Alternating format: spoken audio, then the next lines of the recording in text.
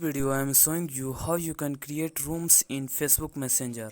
So to create rooms, simply what you can do is you can click on the create room option under the search bar, and then it is saying that it is creating room. You can simply send the start the room with the person that you selected. You can select all the person that you want to start room, and you can also schedule room by clicking on the schedule button, and you can simply select all the person that you want with start the room, and then click on the start room in the bottom right corner. And now it is opening the link, and you have to allow messenger to take picture and record videos. So click on the allow button, and then you can also allow messenger to record audio. So you by clicking on the share link, and you can invite all the person, and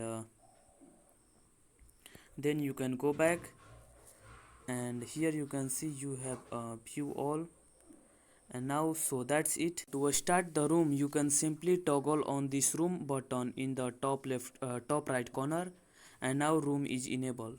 So here you can see, so you can wait for the friends to join, so and you can start the room with your friends. So that's it, that how you can start a room or create rooms in Facebook Messenger. So that's it. If you found this video helpful, please subscribe to my channel and also press the bell icon to get notifications of such new informative video. And also don't forget to like, share and comment on this video. Have a good day.